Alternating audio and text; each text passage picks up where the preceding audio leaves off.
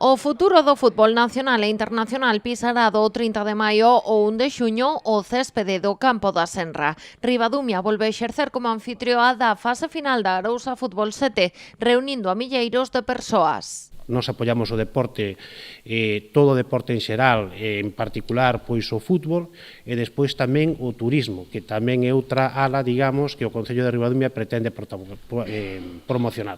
E, polo tanto, esa unión deporte-turismo pois fai que, efectivamente, como decía Blanca antes, Ribadumia se coñeza máis alá do que pode ser o mapa de Ribadumia solamente, non? Senón que traspasamos fronteiras. A proba promete un alto nivel competitivo, comezando polos estranxeiros, serán 6 clubs: o Kashiwa Reysol de Xapón, o Tottenham inglés, o Stuttgart alemán e os portugueses Porto, Benfica e Sporting.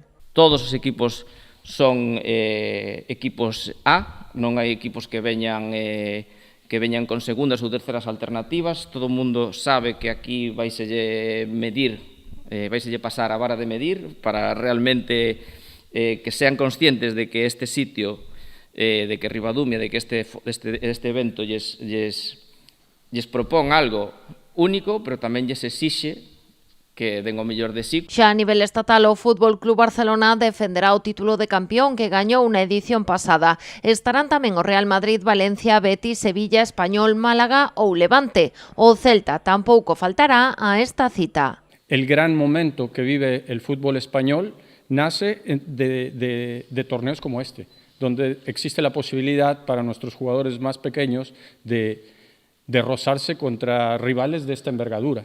O cartel de participantes complétase cos 4 equipos que se clasificaron dende a previa do torneo. Son Xuventude Oroso, Valmiñor, Santirso e Calasanz. A eles unirase o campeón autonómico das Ligas Federadas, que coñeceremos esta fin de semana. De un evento que é local en canto á súa realización no Concello de Ribadumia, pero é global no tocante o impacto que ten, a donde chega, a quen é capaz de atraer, a quen é capaz de convocar, a quen é capaz de amosar interese por participar aquí e por, como dicía ao principio, demostrar quen é quen no mundo de fútbol sub-13 e sub-12, xeración 2013 neste caso. Como novidade este ano, as semifinais e a final celebraránse o domingo pola mañá. Os partidos clasificatorios xogaránse o venres e o sábado a dobre campo na Senra. Xa o mércores e o xoves haberá amigables polas tardes. O tiro de saída correrá a cargo do partido entre o Kashiwa Reysol e o Stuttgart.